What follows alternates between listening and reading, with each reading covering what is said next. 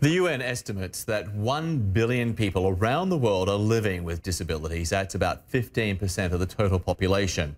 There are between 40 and 80 million in India alone. The exact number, though, hard to pin down because many of those with disabilities live in rural areas. And people with disabilities in India tend to have higher unemployment and poverty rates, and often they lack access to healthcare and other resources.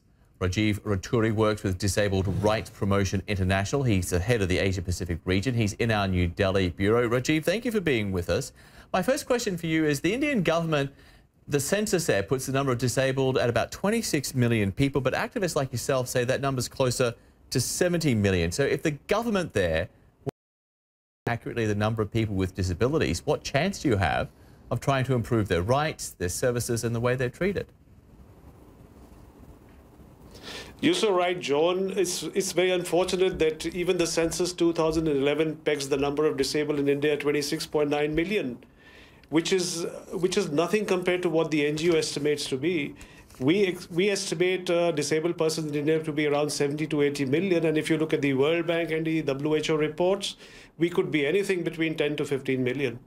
So you obviously need to get better accounting by the government. They need to go out there, they need to identify these people. So why isn't this a priority right now for the Indian government? And more to the point, it does not seem to be a priority for most Indians.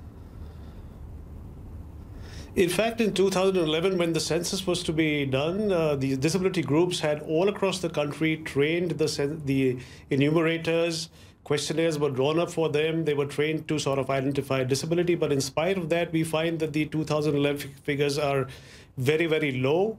And in fact, the disaggregated data by age and sex is even not yet as out, because even the government seems to be feeling a little uncertain about the numbers.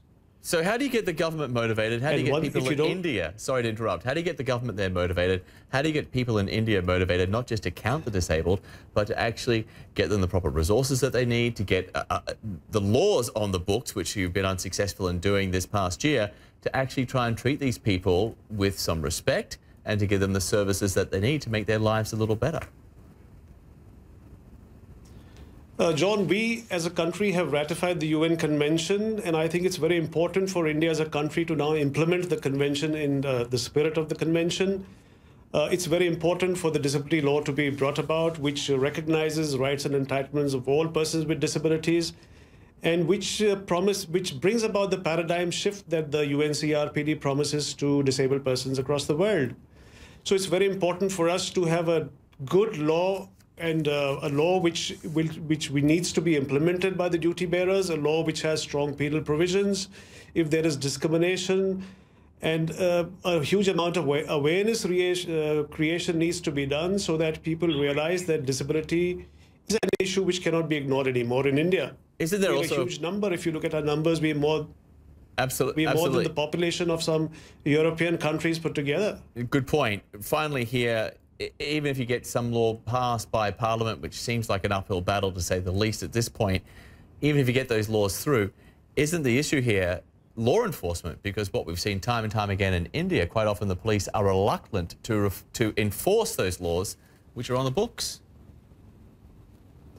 Absolutely. We have excellent laws in the country, but our enforcement is very, very pathetic. And enforcement can only happen if there are very strong punitive measures. If the defaulters can be taken to task, can be penalized for not implementing the law, I don't think there's going to be a change. Okay, so we need strong laws with strong punitive measures.